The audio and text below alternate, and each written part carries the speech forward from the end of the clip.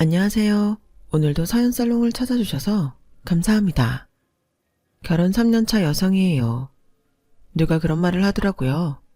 세상에서 가장 불쌍한 사람은 엄마가 없는 사람이라고요. 모르긴 해도 저만큼 그 말을 뼈저리게 실감한 사람도 없을 거예요.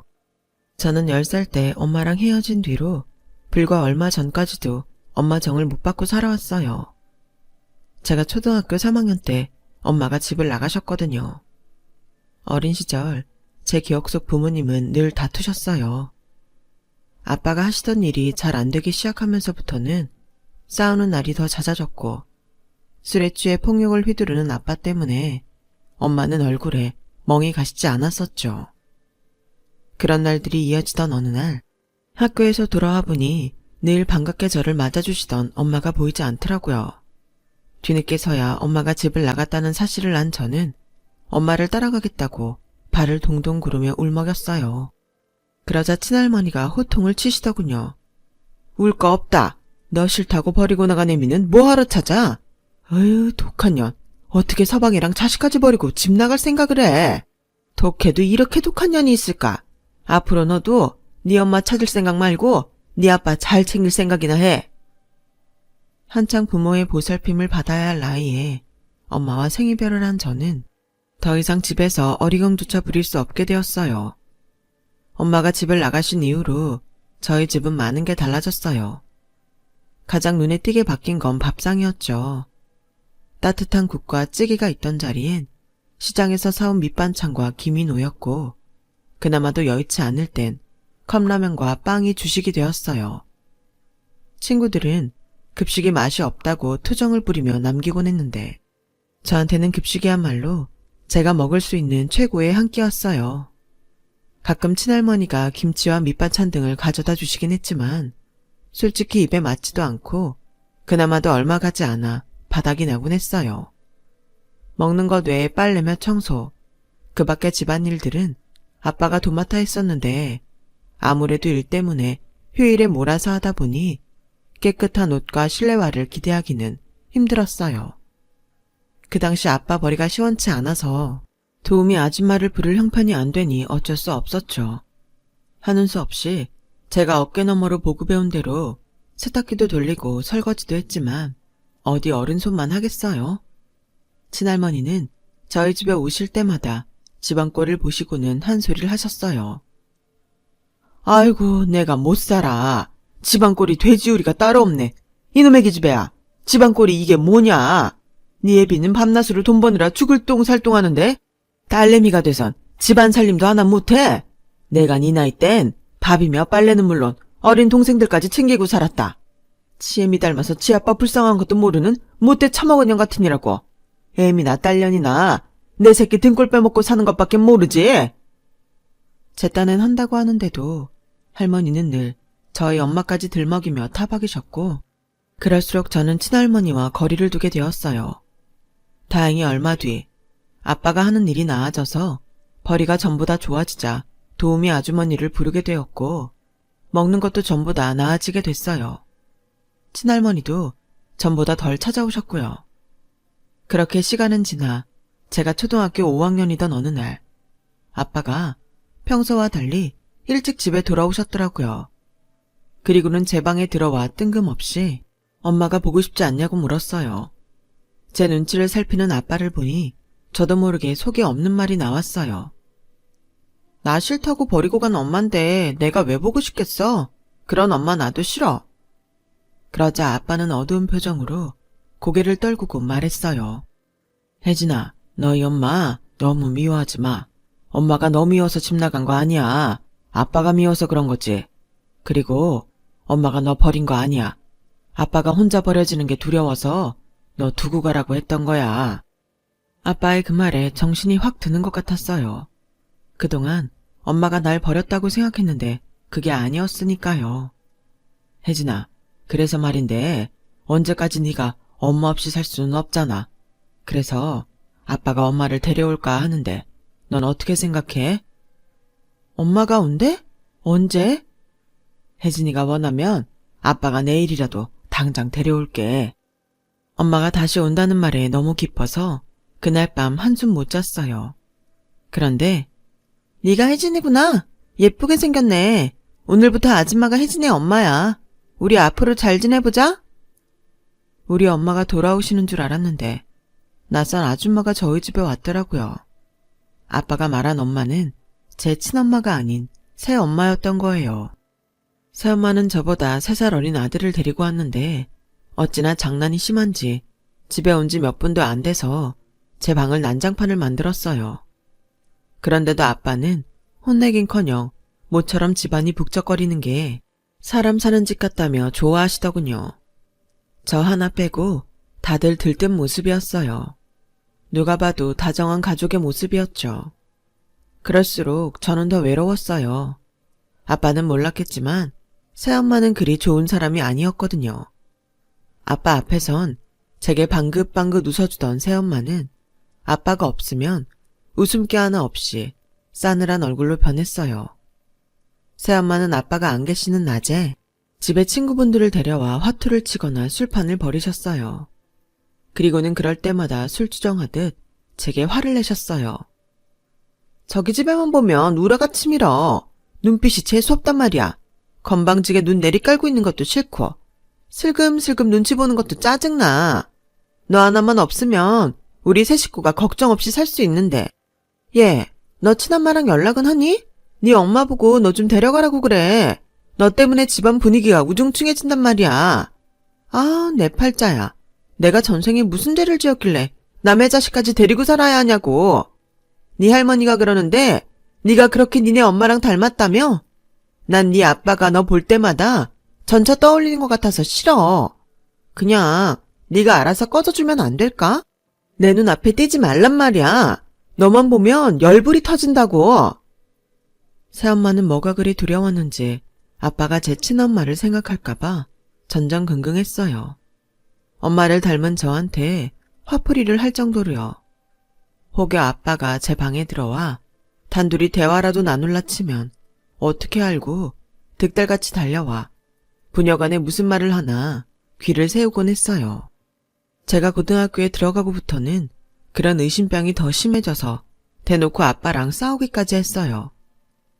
다 큰 딸년방에 왜 들어가? 할 말 있으면 나 있는 데서 하라고. 둘이 무슨 얘기했어? 내 욕했어? 사람 미치는 걸 볼 거야? 말해보라고. 히스테리에 가까운 새엄마 행동에 더는 제가 집에 있을 수가 없었어요. 그래서 학교 근처에 원룸을 얻어서 혼자 살겠다고 했죠. 당연히 아빠는 반대했지만 새엄마 등살에 결국 허락을 해주셨어요. 집을 나와 살게 된 저는 지긋지긋한 새엄마 잔소리를 벗어나 살게 되니 그렇게 좋을 수가 없었어요. 내 물건에 함부로 손대는 남동생도 없고 죄 지은 사람처럼 눈치 보고 살지 않아도 됐으니 천국이 따로 없었죠. 처음엔 하루가 멀다고 찾아오던 아빠도 시간이 지나자 차츰 발길이 뜸해졌고 명절에나 얼굴을 볼 정도로 사이가 멀어졌어요. 그러다 제가 서울에 있는 대학에 입학하는 바람에 아예 서울로 집을 옮긴 이후로는 명절에도 얼굴 보기 힘들 정도로 소원해졌고요. 그러다 제가 대학교 3학년 가을에 비보가 날아들었어요. 아빠가 사고로 세상을 떠나신 거죠. 장례가 끝나자 새엄마는 작정한 듯 제게 그러시더군요.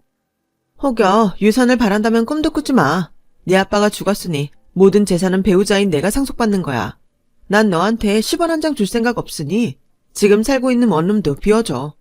생전에 네 아빠가 구해준 거니까. 그것도 다 유산 아니겠니? 그럼 저는 어떻게 살라고요? 저 유산 같은 건 바라지도 않아요. 그러니까 저 지금 사는 집만 건들지 말아주세요. 그럼 조용히 연 끊고 살게요. 얘 정말 웃긴 애네? 넌 양심도 없니? 넌 그동안 네 아빠 돈으로 대학도 가고 용돈 받아가며 서울에서 신나게 살았잖아. 내 아들은 대학도 못 보내서 고졸로 땡쳤는데 그만큼 키워준 거면 부모 노릇 할 만큼 한 거니까 더 욕심부리지 말고 앞으로 네 힘으로 살 궁리해. 들어보니 고시원인가 뭔가 하는 데는 보증금 없이도 들어가더라. 그 정도는 네가 벌어서 살 수 있잖아. 그동안 부모 덕에 편히 살았으면 이제는 네 힘으로 살 생각을 해야지. 그러니 앞으로는 집에 찾아올 거 없다. 너나 나나 서로 얼굴 보고 살 이유는 없는 사람들이니까. 기다렸다는 듯 저를 내쫓은 새엄마는 아빠 공장까지 팔고는 모든 재산을 들고 아들과 동네를 떠났어요. 그런데 장례를 치르고 얼마 지나지 않아 제가 사는 서울 집으로 낯선 사람들이 찾아왔더라고요. 아빠 공장에서 일하시던 분들인데 퇴직금은 고사하고 월급도 못 받고 쫓겨났다며 돈 받으러 왔다더군요. 새엄마가 제 원룸 보증금 빼서 받아가라고 했다는 거예요. 새엄마한테 전화를 했지만 제 전화는 받지도 않더라고요. 학생 신분에 가진 거라곤 월세 원룸인 전부인 저는 이 일을 어떻게 감당해야 할지 몰라 발만 동동 굴렀어요. 친할머니도 몇 년 전 돌아가신 데다 제 주변엔 친인척도 없어서 누구한테 도움받을 길이 없었으니까요. 악에 바친 공장 사람들은 당장이라도 원룸을 빼서 돈을 갚으라고 성화였고 저는 그들을 상대로 시달려야 했어요. 그러던 어느 날이었어요. 저랑 같은 층에 사는 복학생 오빠가 작정한 듯 다가와 그러더군요. 바보같이 당하지 말고 새엄마부터 찾아가서 유산 배분 받으세요. 그쪽한테도 상속지분 있으니까. 새엄마의 말과 달리 저한테도 아빠가 남긴 유산에 대한 권리가 있더라고요. 정확히 새엄마와 저 동생은 1.5대 1대1 비율로 유산을 받을 수 있었어요.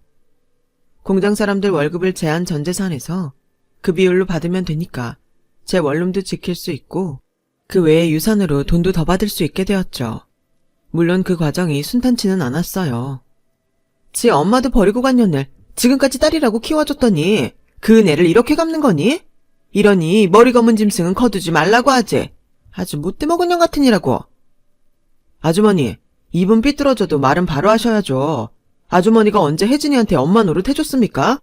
혜진이 혼자 사는 집에 한 번이라도 찾아온 적 있어요? 없죠? 딸이라고 생각한다면 여자애를 혼자 타지에 보내놓고 나 몰라라 하면 안 되죠. 그게 무슨 부모입니까? 그리고요, 혜진이 아버지가 남긴 유산은 당연히 혜진이 몫이에요. 그걸 아줌마가 갈취한 거라고요. 한 번만 더 혜진이 앞에 나타나서 그딴 개소리 하시면 그땐 가만 안 있습니다. 법정에서 만나게 될 줄 알라고요. 그저 원룸 복도에서 몇 번 마주친 게 다였던 선배는 마치 제 보호자나 되는 것처럼 새엄마를 쏘아붙였어요. 그 덕에 돈을 안 내놓겠다고 난리를 피우던 새엄마는 결국 백기를 들었죠. 거기다 생각지도 못했던 것까지 도움을 주었어요. 혜진아, 혹시 너희 친어머니랑 만나볼 생각 있어? 전에 TV에서 보니까 걔 중에 유전자 등록을 해둔 사람들은 친부모를 찾기도 하더라고. 혹시 모르니까 너도 한번 해봐. 선배 말에 혹시나 하는 마음으로 덕분에 유전자 등록까지 해두었어요. 얼떨결에 선배 도움으로 유산까지 받게 된 저는 백화점에 들러 선배한테 줄 선물로 명품 지갑을 샀어요. 밥 한 끼로 때울 일은 아니니까요. 지갑을 받은 선배는 이런 거 말고 밥이나 사라며 돌려주더라고요.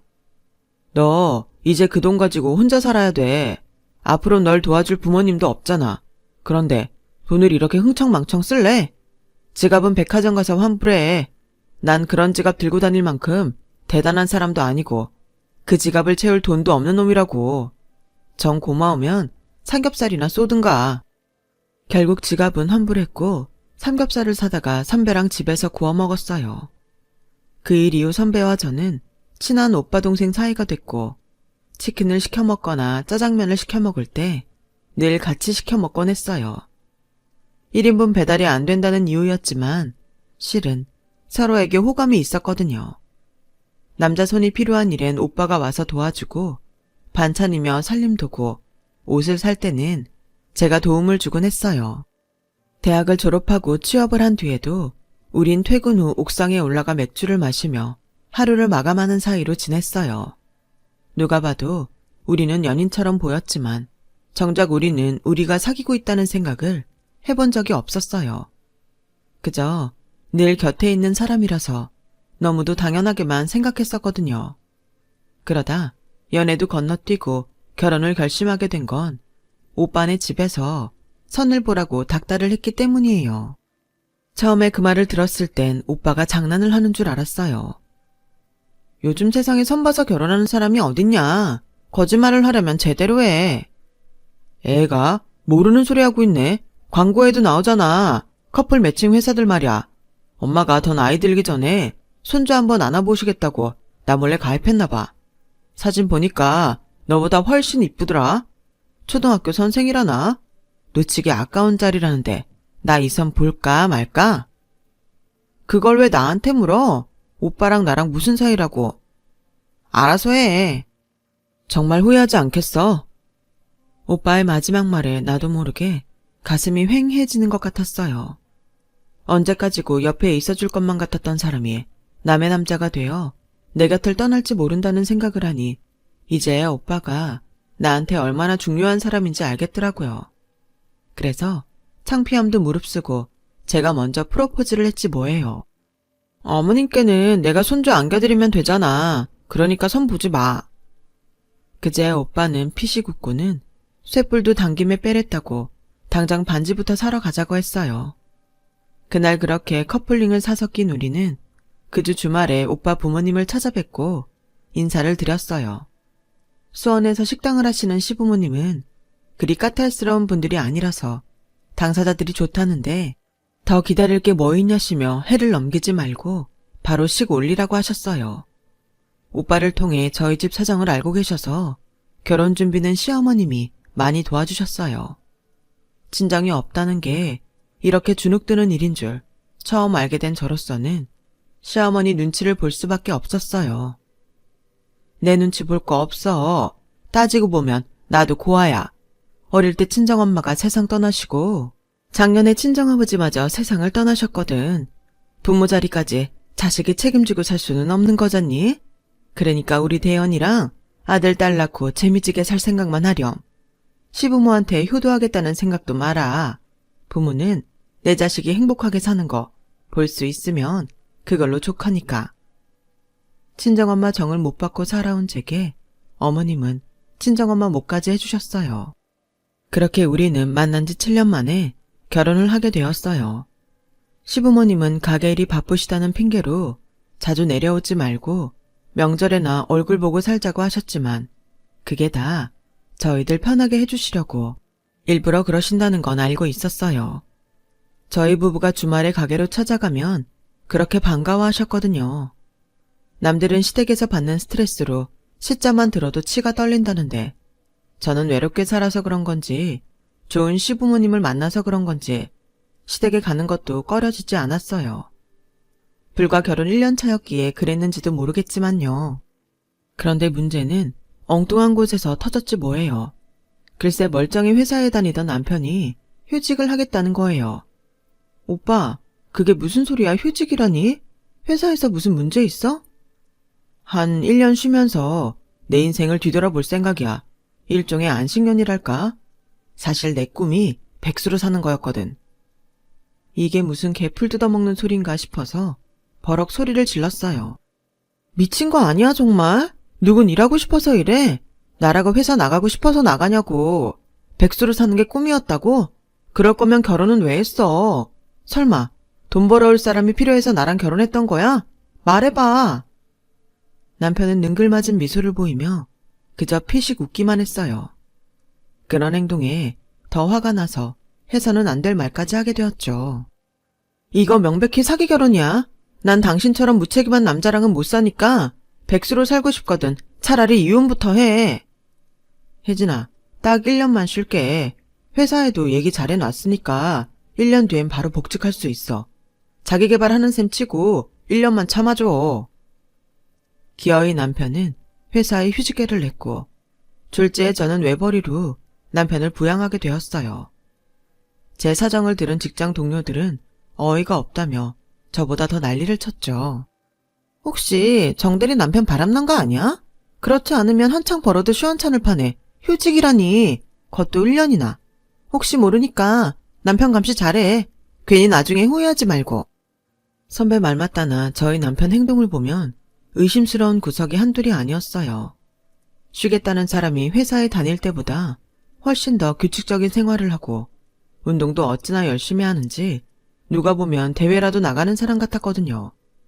게다가 술, 담배도 끊고 인스턴트 음식도 딱 끊고는 꼴에 유기농 채소와 과일만 입에 댈 정도였죠. 그 바람에 식비는 둘이 벌 때보다 배는 더 나갔지만 남편은 아랑곳 않고 비싼 식재료를 사들였어요. 정말 너무 좋은 시어머니만 아니면 참고 싶지 않았을 정도예요.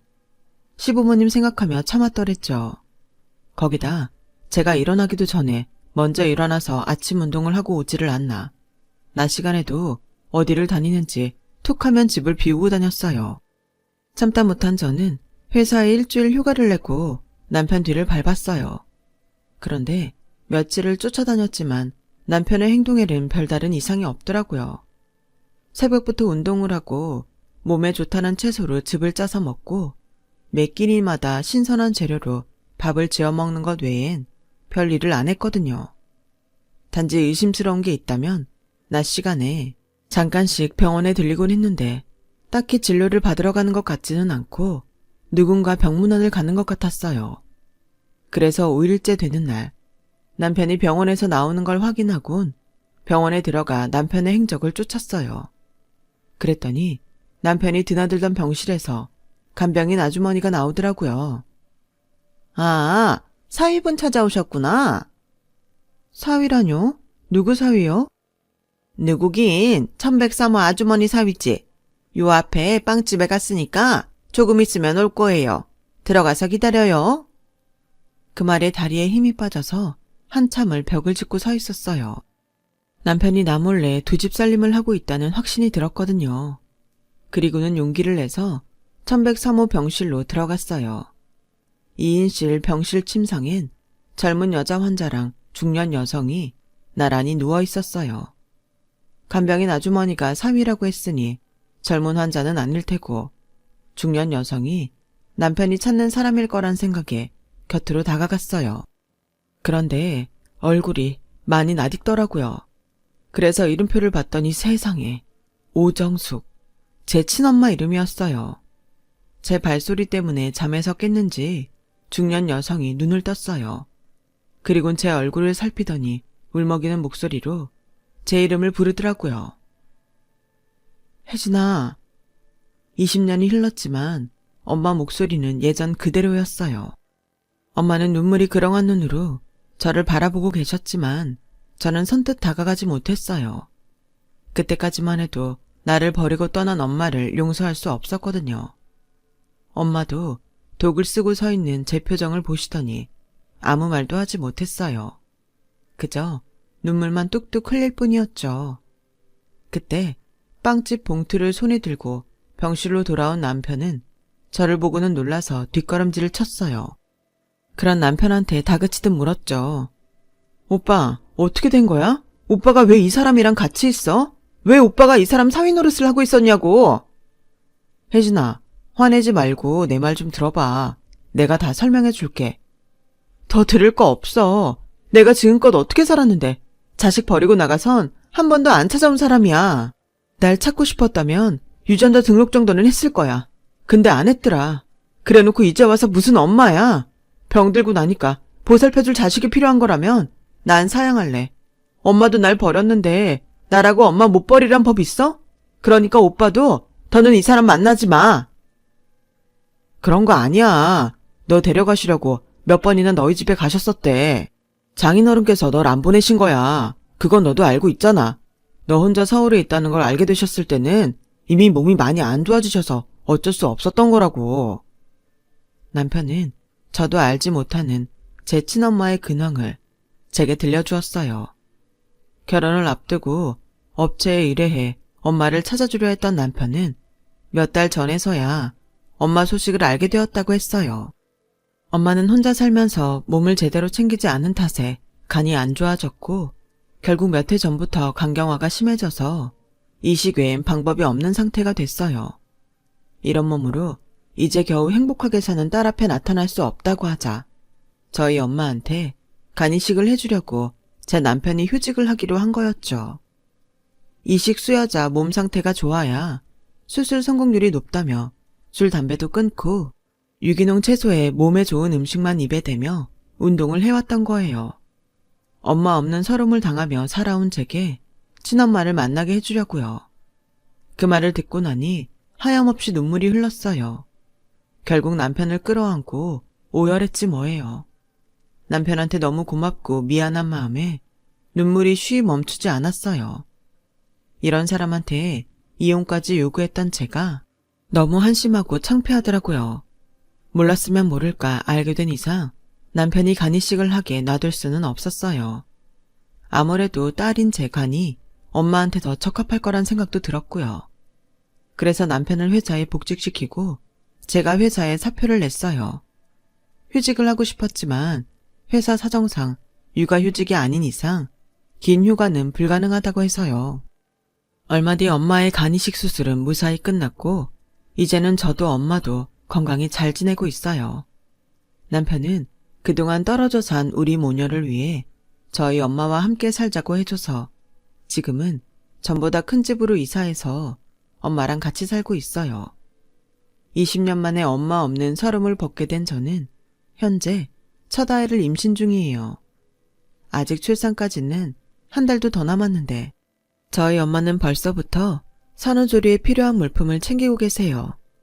결혼식장에는 홀로 들여보냈지만 분만실엔 꼭 함께 들어가서 제 손을 꼭 잡아주시겠다나요? 첫 출산을 앞두고 많이 떨리긴 하지만 든든한 남편의 시어머니, 친정엄마까지 곁에 있으니 두려울 것도 없네요. 이제는 앞으로 태어날 우리 아기와 함께 엄마이자 아내, 그리고 저를 아껴주는 시엄마와 친정엄마, 두 엄마의 딸 노릇도 제대로 하며 살아볼 생각입니다. 지금까지 제 사연을 들어주셔서 감사드려요. 들어주신 모든 분들 건강하시고 하루하루 행복하세요. 여러분, 사연 댓글에 응원과 현명한 조언 부탁드려요. 좋아요와 구독은 저에게 큰 힘이 됩니다. 오늘도 좋은 일 가득하세요.